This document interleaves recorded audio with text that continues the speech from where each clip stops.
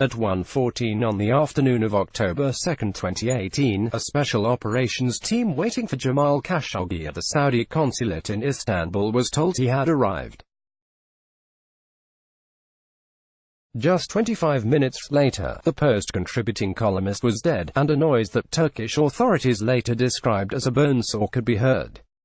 A year after Khashoggi's killing, Saudi Arabia still hasn't provided a clear explanation of what happened. But Saudi, US and European sources, amplifying a June report by UN investigator Agnes Kalamard, helped reconstruct the events leading to the shocking murder of Khashoggi, my colleague and friend. The Saudi prosecution of this crime remains episodic, haphazard and ad hoc, a State Department official told me, but most of the facts are hiding in plain sight. This is a murder story that hasn't died for a simple reason. It describes a macabre plot by Saudi Crown Prince Mohammed bin Salman and Saud al-Qahtani, his media and covert operations advisor in the royal court, to silence a brave critic. B.A.C, as the Crown Prince is known, has offered a general statement of responsibility. It happened under my watch. I get all the responsibility, because it happened under my watch, he told Martin Smith of PBS in a December interview that was released last week. He gave a similar interview to CBS's 60 Minutes, that was broadcast Sunday. What happened on the way to Khashoggi's horrifying final seconds? The journalist's criticisms had angered B.A.C and Qahtani for more than a year, and US and Saudi sources say the two began talking in 2017 about ways to muzzle him. But the operation that led to his murder in Istanbul began Sept. 28, 2018, when Khashoggi first visited the consulate there to inquire about legal arrangements for marrying his Turkish fiancée. B.A.C's team moved quickly. The afternoon of Sept. 28, according to Kalamard's report, a Saudi security officer in Istanbul called Mutreb, an intelligence officer who worked for the Crown Prince and Qahtani. The security officer explained that Khashoggi would return to Istanbul on October 2 to complete his paperwork, providing a fortuitous opportunity to confront one of the people sought in Qahtani's campaign against dissenters. Read more about Jamal Khashoggi, a missing voice, a growing chorus. Later that evening, the Consul General in Istanbul talked with a colleague in Riyadh who told him that a top-secret mission was underway, Kalamard reported, based on a recording of the call.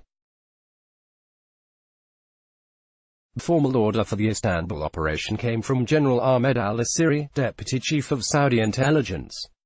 Asseri told the Saudi court on Jan.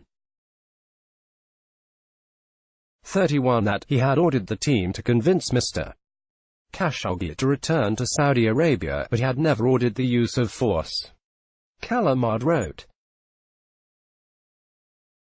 The authorization to kill Khashoggi, if that became necessary, came in a second order from Qahtani, a Saudi source with contacts in B.A.C's palace told me. The Saudi prosecutor himself has alleged that Qahtani met with the negotiation team in advance of the mission and sought Mr. Khashoggi's return, saying that he was a threat to national security, according to the UN report. But Qahtani has ignored the Saudi prosecutor's request to testify, the Saudi source said. Mutreb and his team arrived in Istanbul on a private jet from Riyadh at 3:30 a.m. on October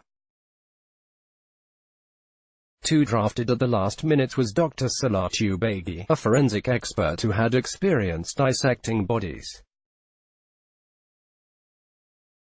After checking into their hotel, the team went to the consulate to wait.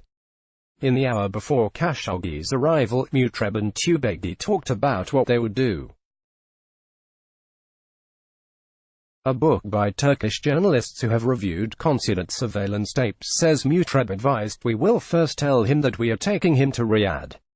If he fails to comply, we will kill him here and get rid of the body," according to an English translation. A grisly discussion followed in which Tubaigi explained the dissection and disposal joints will be separated. If we take plastic bags and cut it into pieces, it will be finished. Kalamard wrote, quoting the tape.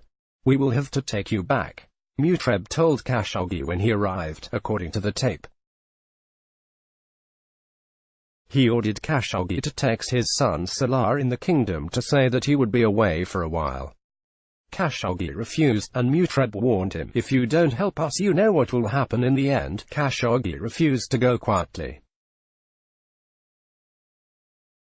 Are you going to give me drugs? He protested.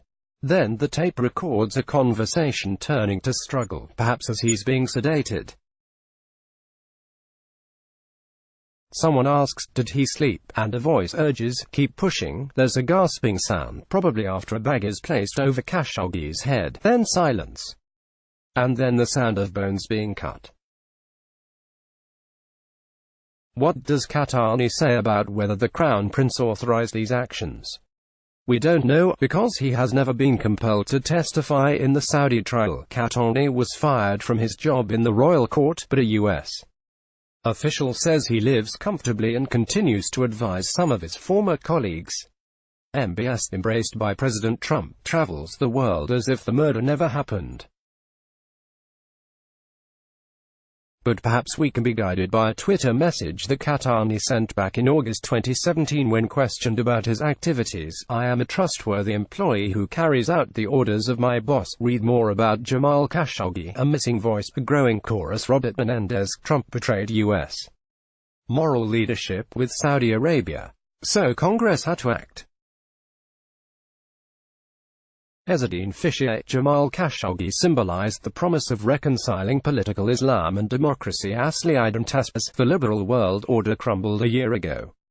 We're still reeling. Iyad el-Baghdadi. Saudi Arabia is suffocating the Arabic public sphere. We must fight back. Tawakkul al-Kaman. We need justice for Yemen and justice for Khashoggi. Let's block ads. Why?